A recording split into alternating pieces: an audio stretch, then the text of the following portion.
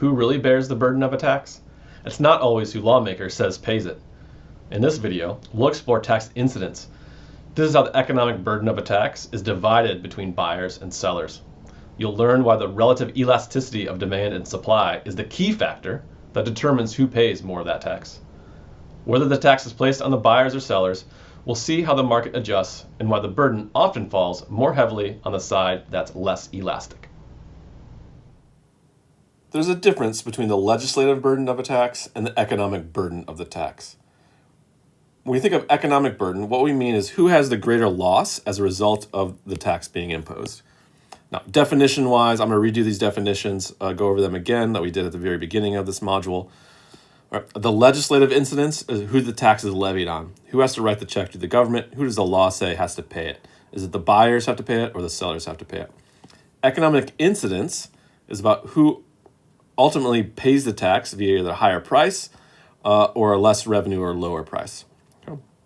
So both buyers and sellers bear the economic burden of a tax. It doesn't matter what the law says who pays it.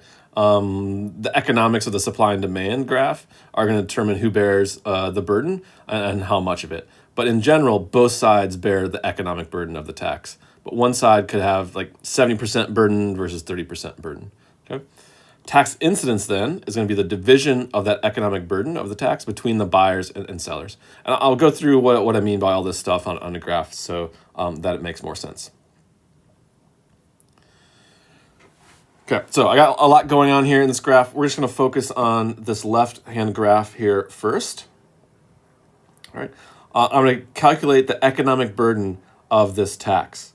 So I'll go over this relatively quickly here. We have our demand curve. We have a supply curve and a new supply curve. And so here we're placing that tax on the sellers. And so this is going to be the legislative burden or the statutory burden. Who does the law say? Is going to be the sellers have to pay it. Okay? All right. Now, the economic outcomes is what we did before with prices and quantities. We know that the tax on the seller is going to reduce our quantity down to 1.2 million down here. And then we want to talk about the prices, what's going on here. The original price was $1.10. That's where supply and demand crosses, okay? The price buyers pay is you take your quantity tax up to the original demand curve, the blue curve there, and you get your price. Well, now the buyer's going to pay $1.35 of that 30 because of that 30-cent tax, all right? You can get the price sellers receive is going to go up to the supply curve. Come over, we get $1.05. All right, so that vertical distance between the price the buyers pay and the price the sellers keep, the difference between $1.35 and $1.05, that's going to be the full tax of 30 cents. That vertical distance between the shift in the supply curves. Now we want to take that 30 cents and divide it up in terms of like how much of that 30 cents is being paid by buyers and how much is being paid by sellers. And that's where the tax incidence comes in. All right. So we can see here the tax incidence on buyers is going from $1.35 down to $1.10. And so that's going to be 25 cents. This difference between the price the sellers get to keep after the tax versus what they were before was only 5 cents, like so. Right? So we can see that the tax incidence on the buyers is much bigger than the tax incidence on the sellers. Right? We could actually see, that vertical distance between the original price of $1.10 and what they pay is much bigger for the buyers here. Okay, so a question on an exam might be like, well, who pays the bigger share? The answer here would be the buyers. Who pays the smaller share? The answer here would be the sellers.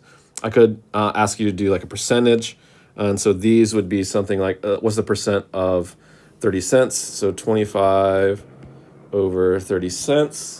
Let me put that into my calculator real quick. So buyers would have something like 83% of the tax that would fall on the buyers, and sellers would have something like 5 over 30 equals 16.7% of the tax that is paid by the sellers. Okay, so now we'll move over to this graph here. It's going to be a little bit different. Over here on the left, we had flatter supply curves and a steeper demand curve. And so that had to do with inelastic demand and elastic supply. Okay. Over on the right, we're going to flip those. So our demand curve is now going to be flatter. So that means we have an elastic demand, and our supply curves are going to be steeper. That means we have an inelastic supply. And we might have we're going to have different outcomes. Okay. The quantity change is going to be the same here. We have the same imposition of the tax. Notice that it's still 30 cents. The shift of those supply curves is still 30 cents. Right? Quantity change is the same, but the effect on the prices are going to be different.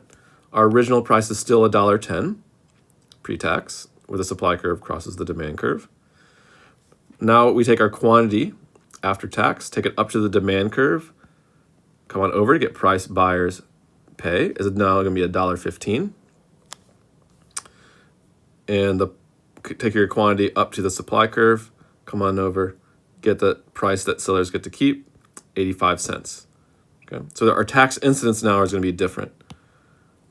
Whenever the buyer's tax incidence is going to be the difference between $1.10 and $1.15. Their prices only go up by 5 cents relative to pre-tax. And the sellers, they used to be able to keep $1.10, now it's going to go down to 85 cents, right? And so now the tax incidence on them is going to be 25 cents. The price they get to keep goes down by 25 cents. So the economic burden or the tax incidence is going to be bigger on the sellers now because they pay more of a share of that 30-cent tax than the buyers do. Okay? All right. So you might be wondering, well, how do I know which side, buyers or sellers, will be having a larger economic burden or a larger tax incidence? It has to do with the relative elasticities of demand and supply. Okay? Over here on the left, okay, the steeper curve was the demand curve. So the demand is more inelastic, right? Not very responsive to price changes. And so they bore the bigger share of the burden. Okay? So the inelastic, the more inelastic side bears more of the economic burden.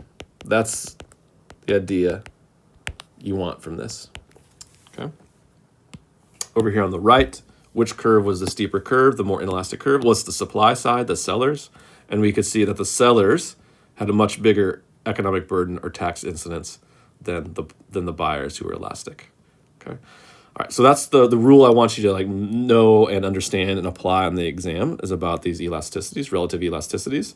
The inelastic side is going to bear a bigger share of that economic burden, even though they both bear some economic burden in every case. Now you might ask, well, why is that? So if you want a story to try to understand why the elasticities matter, think about how easy it is to substitute it into some other activity to escape the tax. Which side can escape the tax by leaving this market?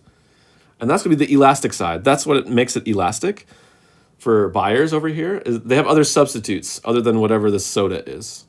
Okay? And so if they can easily escape the tax and substitute into some other drink or some other activity as the prices go up, as the tax starts to make prices go up, then they can escape that tax and they don't have to bear the burden. The inelastic side, they can't escape the tax. That's what it means to be inelastic, that they don't have many substitutes. And so as the price for sellers here starts to go down, these soda sellers can't go do something else. Okay, they can't escape that tax.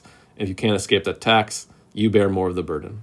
Right? So inelastic, you can't escape the tax, and you bear more of that burden of the tax. Okay, notice that this has nothing to do, this economic burden, tax incidence, has nothing to do with the law that said the sellers have to pay it. It had everything to do with the relative elasticities. And so that's another big thing, another big lesson I want you to learn from this economic module that you could take to out of the class. The impacts of taxes has everything to do with the elasticities of supply and demand, not what the law says. Right? Legislators can do whatever they want, but that has nothing to do with the economic burden of a tax. All right, so some practice questions on this graph here. I'm going to ask you who bears the legislative burden of this tax. So once you pause there and determine who bears the legislative burden of this tax.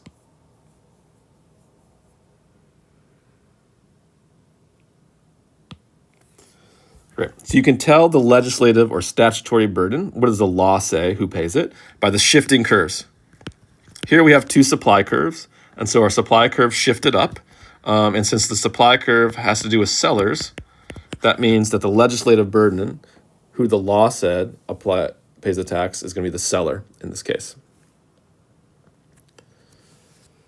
Same graph. Now who bears the larger economic burden of this tax? So say who bears, should put in there, more of the economic burden of this tax, because we know that both sides bear the economic burden of this tax. So who bears a larger share? So pause here and come up with your answer.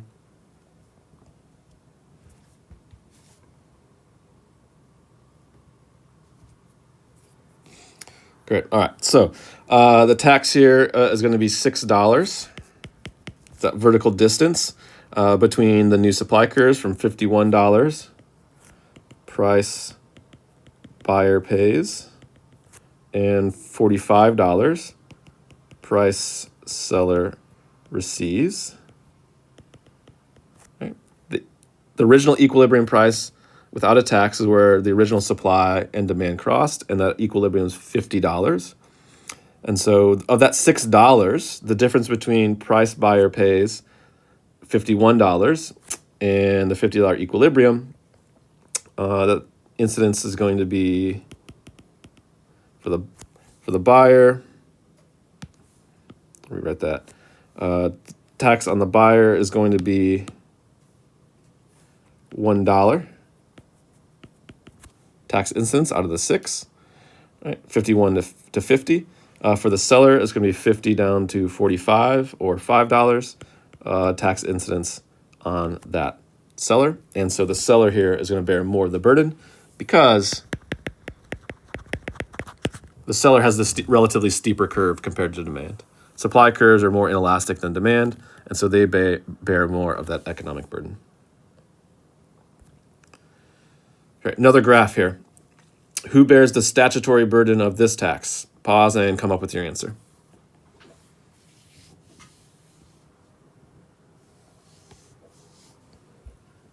Okay, statutory just means legislative. And so the law is going to say that the demand side bears that tax because we have two demand curves, and so we're shifting our demand curve down. And so the law says that the buyer has to pay this tax. So if I ask you what is the legislative or statutory burden, that just means who does the law say, and so that's the buyer. Same graph, we want to determine the economic burden or the tax incidence of this. So again, who bears more of the economic burden of this tax? Because we know that both sides bear some economic burden. So come up with your answer here, pause, and I'll go through the solution.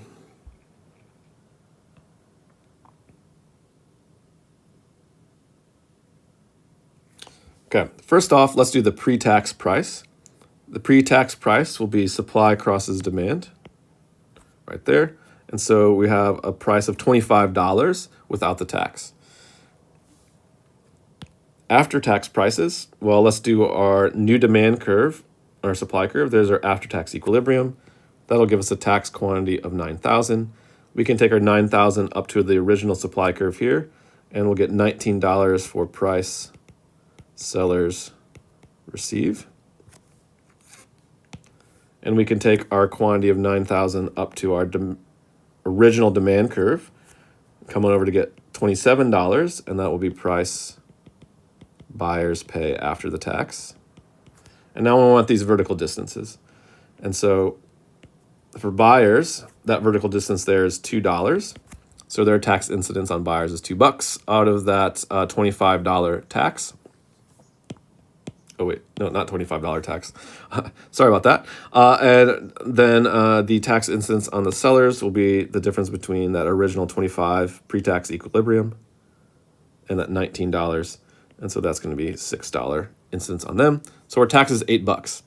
So I might also ask you the question here, Well, first off, who bears the bigger portion? The seller is going to bear a bigger portion, again, because they have the relatively more inelastic curve.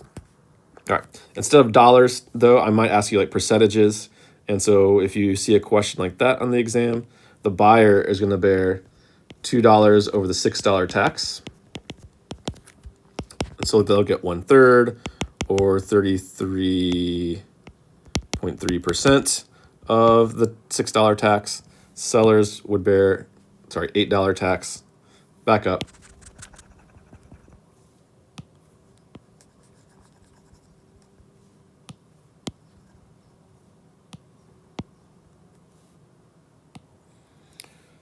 Okay, I might ask you the percentage of the incidents or percentage of the tax that are borne by each side. So our total tax is going to be $8, the $2 plus the 6. And so the buyers would bear $2 of the $8 tax, or 25%. Right?